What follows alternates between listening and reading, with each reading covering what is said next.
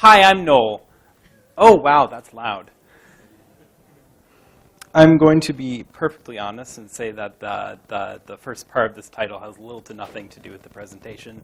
It's just named after this beautiful image from It's Always Sunny in Philadelphia, and I think it really applies because it's a really relatable feeling when you're going after something. Who am I? I'm Noel Tautges. Hi. This is the part where you say, hi, Noel. Hi, Noel. Thank you. I'm a senior in high school, and I'm really, really done, which is why I spend a lot of my day writing Python scripts and doing OSINT work that I feel interested in. My skills include Python, OSINT, and plunking out your reality on the piano. All of those have... What? Oh, no. That's awful. Okay. I started doing Python and OSINT. OSINT first, really, because last summer I was poking through the seedy underbelly of Discord. I don't know if any of you use Discord, but it does have a seedy underbelly.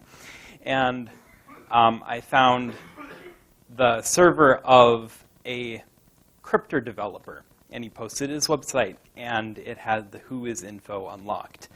And it turns out that he was an ex-ransomware developer from Belgrade, Serbia.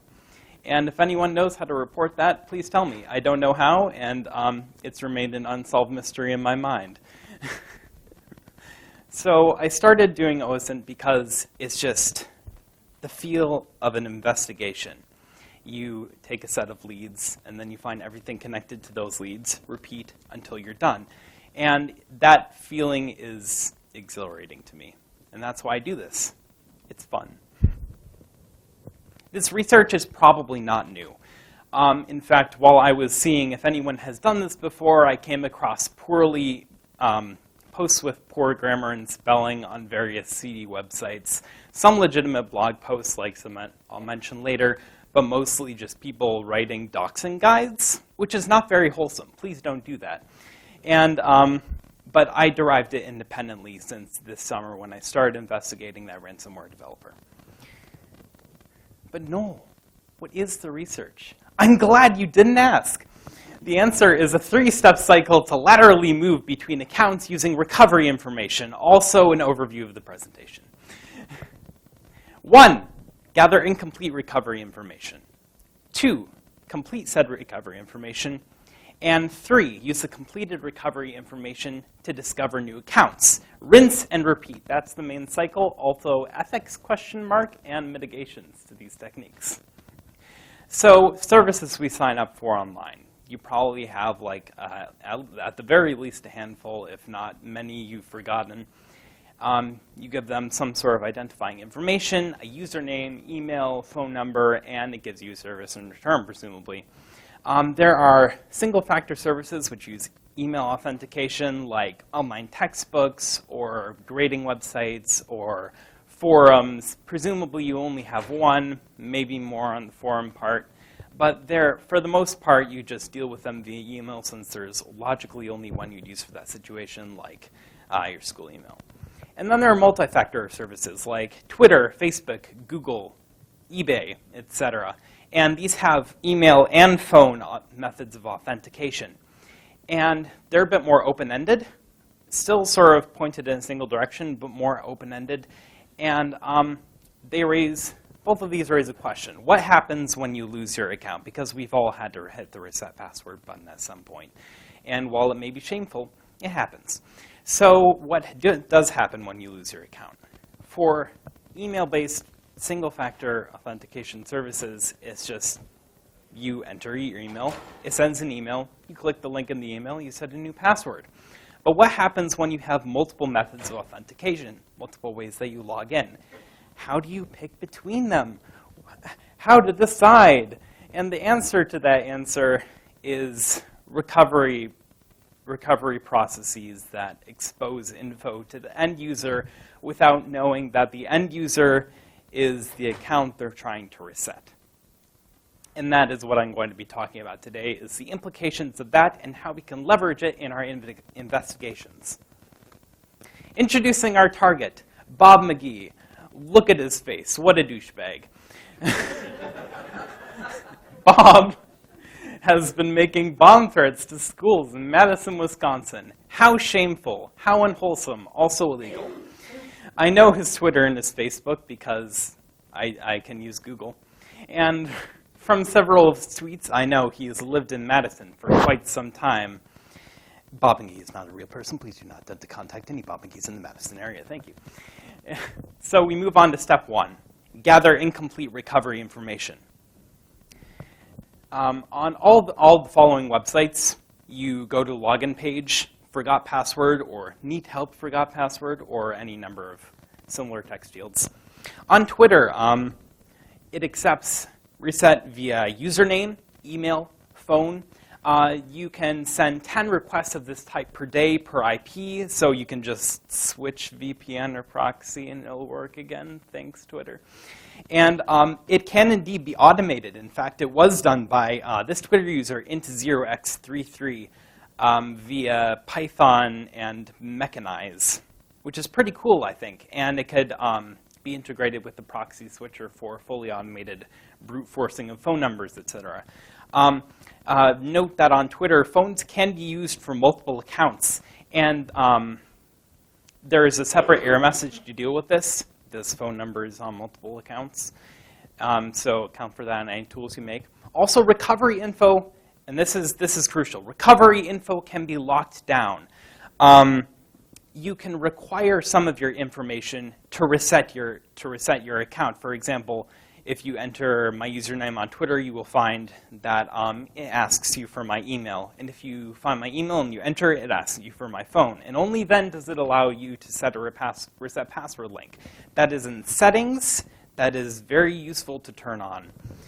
Also, Facebook. It accepts name. It has a list, and then you can pick one and say, oh, yes, that's definitely me. Also, your username or your ID number that's in the URL, or your email or your phone. Any of the above will work. As far as I know, there's no rate limit, but good luck automating it since Facebook has literally shown the willingness to obfuscate their HTML to foil ad blockers. So I don't know how useful that'll be. Twitter. So we retrieved some recovery information. A phone ending in 31 from Twitter, same but plus 31 for Facebook. GE plus however many asterisks at G something dot something for Twitter, and G0 at gmail.com for Facebook. So how do we use this? We complete the recovery information. Nice segue. This is where the fun begins. There are so many ways to deal with this, and I love them all. So recovery information is not uniformly incomplete. That is an awful, they didn't think of this. They didn't really think this through. And what this means is that different services expose different parts of the underlying identifiers. For example, again, in Twitter, it exposes the first 2 letters of the username at the domain, and Facebook, it exposes the first character plus the end character, and it exposes the entire domain.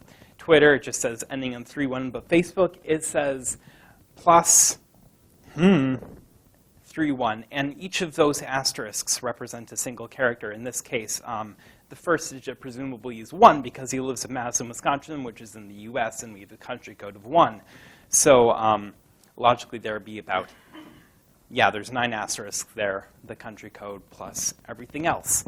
And we can leverage that to just fuse them together to get a better picture of the underlying identifier, such as GE0 at gmail.com, which is more than we had before. And the second thing is identifiers can be guessed. Display names and usernames are often chosen based on the email used, and they're reused across different services. You can use Google. Yes. And there was an Intel Techniques tool where you could search a single phone number or email on many different websites. Rest in peace, free tools of Intel Techniques. But the component tools will still work, meaning you just have to open a bunch more web pages and have 15 tabs open in your browser at a time, which still works. Still works, and often Google covers them all, which is pretty neat. But hold up for a minute. These match. His Twitter handle and what looks like his email match, or at least the parts of them that we can see. So if we take a look, we can see that this is indeed a valid Google account. And Google accepts email. If you sign up with a Gmail account, it accepts that. Or if you sign up with another account, it also accepts that. Or a phone. If you check with the phone, it also needs a name. There is no rate limit, as far as I know. Automatable, it's Google, no. There is a lot of information exposed in this recovery process, including, but not limited to, a list of devices that they are signed into.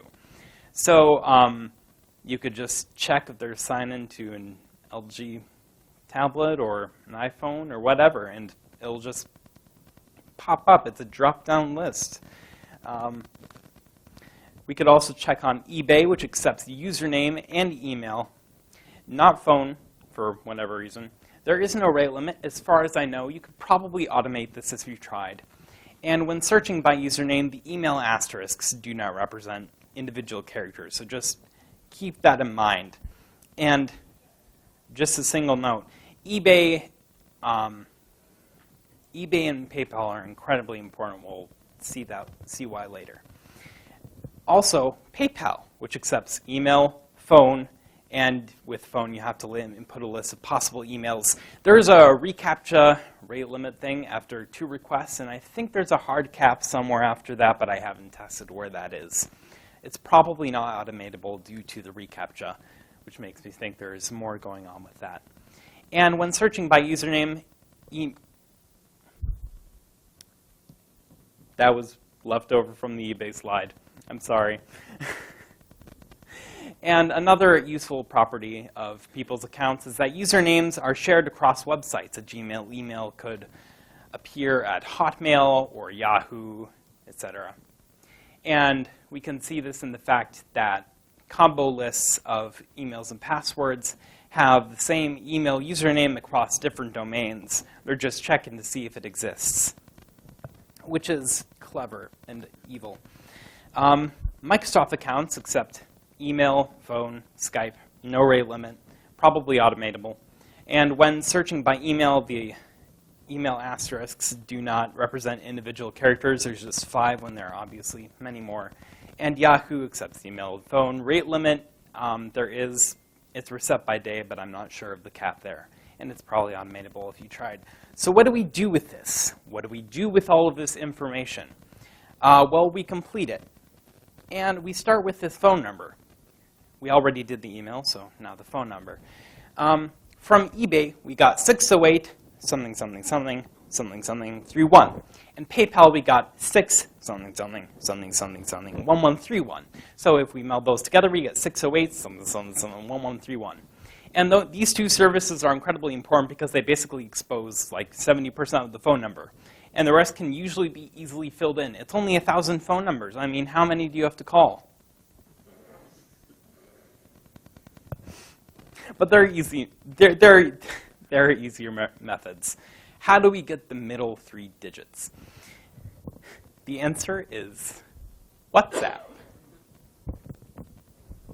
So messaging apps, although phone numbers were never meant to be used as an identifier, there have been multiple blog posts written about this that I cannot remember. They are often used that way. And a principal application of this is in messaging apps, where you can log into your account based on a phone number from any device.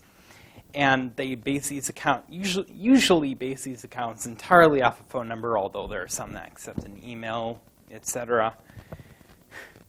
And a dire part of this is the fact that they accept contact importing.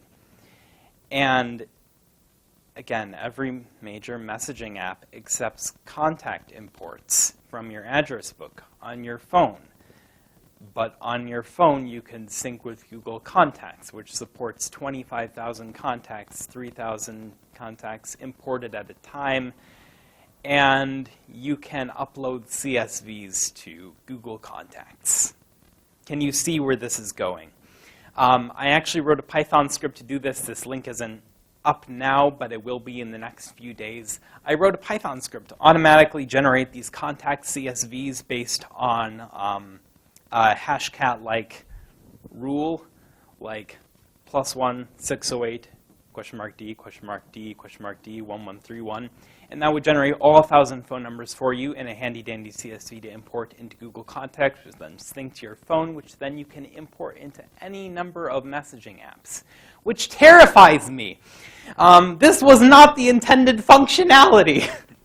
I found that it's pretty easy to do 3 digits. It's difficult to do 4 digits because it's greater than the 3,000 that Google Contacts allows you to import at a time. Gen Contacts does not yet have support for splitting CSVs, but I'll implement that at some point. And it's impossible to do 5 digits, as far as I'm aware. A brief overview of messaging apps. WhatsApp, you get pictures and statuses. WeChat, you get names, pictures, statuses. Signal, you get nothing. You lose! Good day, sir! But not a lot of people use Signal. Raise your hand if you use Signal for everyday talk. I was expecting some hands to go down when I said everyday talk, but congratulations.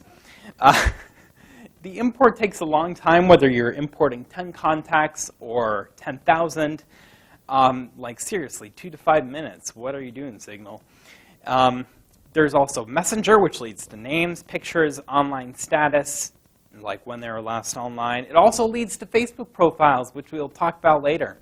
Line, names, pictures, and this frustrates me because I got, like, there were these suggested contacts that popped up the first time that I did this that were like all of the ones in that 1,000 block of numbers. But then most of them disappeared, and then I only got like 5, and I couldn't replicate it, and that frustrates me. If you figure that out, just shoot me a DM or something. There's also Telegram, which gets profile pictures, and when they're last online. Kik, which gets you names and pictures, and Viber, which gets you also names and pictures. Names and pictures seems to be a common feature. For some of these, you don't get the contact name along with the contact that actually appears, which means that you don't have the phone number for a contact that does pop up on these apps once you import your contacts. So that means you might have to do like a binary search type thing where you keep narrowing it down, which would be pretty annoying. Maybe I'll figure out a solution to that at some point. But what if you need to narrow down your search range or your results? And the answer is the North American numbering plan.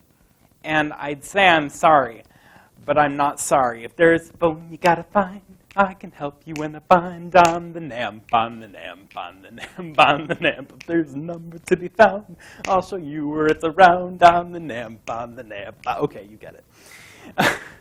Oh, thank you. Thank you very much. The North American numbering plan surprisingly does not apply to all of North America, despite its name. Thank you, whoever made that name. You are very clever and also accurate. It does apply to the United States, Canada, American territories, and some other Caribbean islands. It's split into 3 parts. The area code, or NPA, numbering plan area. You all know that. It gives you the rough location, or in some very densely populated areas, it's an overlay of a previous area, or just like a tiny bit of city because there's so many gosh darn people. I mean, have you seen LA? There's also NXX, which is less talked about. It's the central office code. Whoever makes these acronyms, you are very clever and also accurate.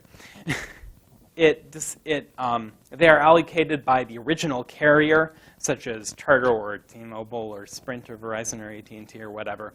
Landlines or wireless. And they give you the city or neighborhood location, specifically the location of the rate center, wherever that is. They are often abbreviated, which is annoying. Like, I mean, you try looking up a rate center called it's very frustrating. And finally, the subscriber number, which Sometimes they're allocated in groups of all 10,000, but also they are allocated in 1,000 number blocks. Check nationalpooling.com for that data. You can also download a CSV of all the central office codes in the US at nationalnampa.com. Thank you, National Nampa. And if we go to the 608 area code and search for Madison, we can see that there are 180 different central office codes for Madison. And we can check any number of those for Bob. However, this is where that analogy begins to break down, because I don't want to get someone's phone number up on screen. That would not be very wholesome.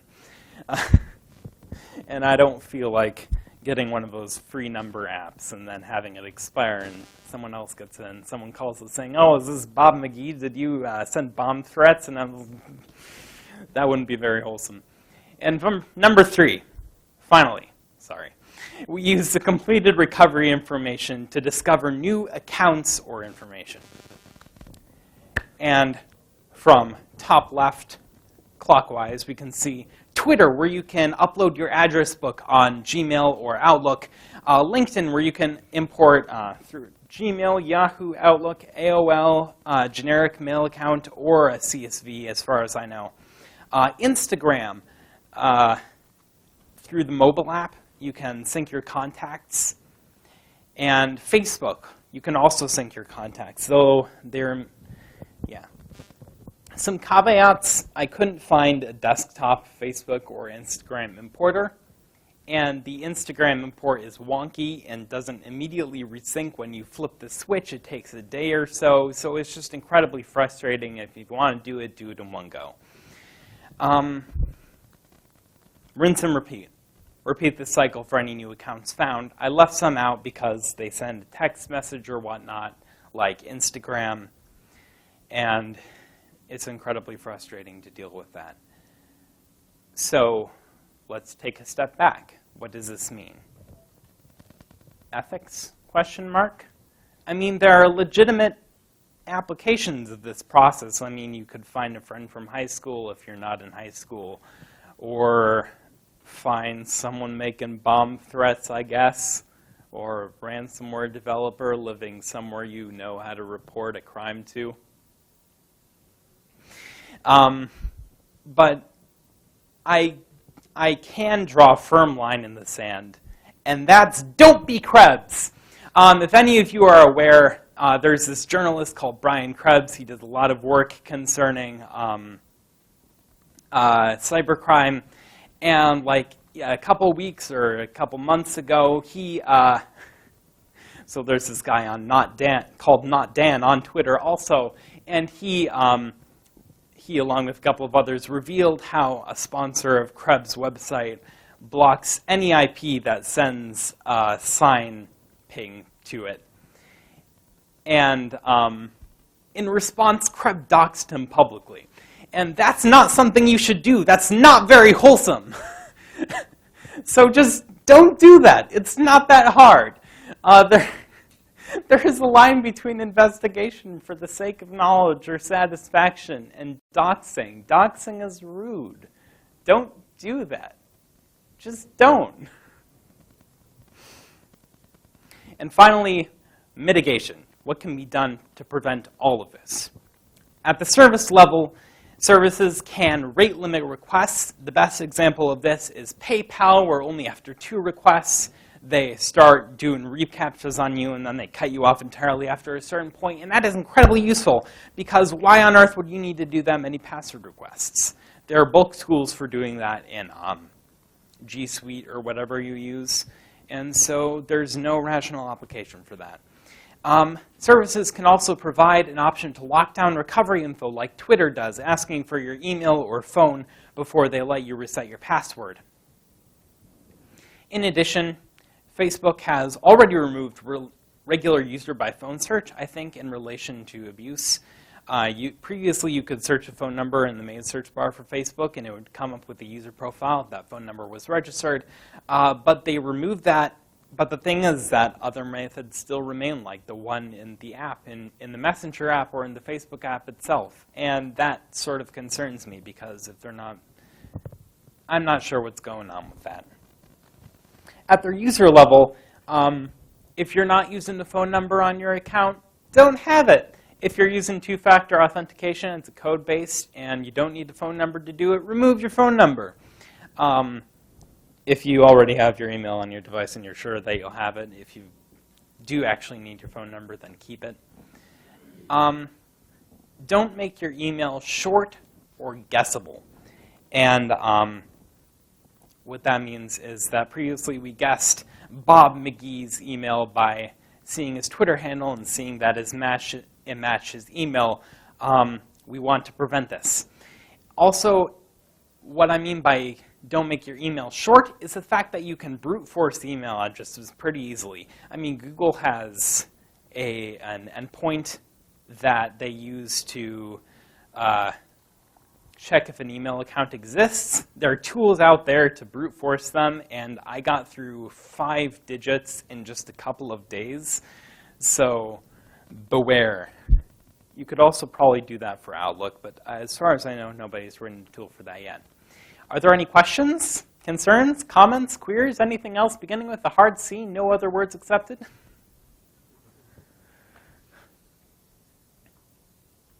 You.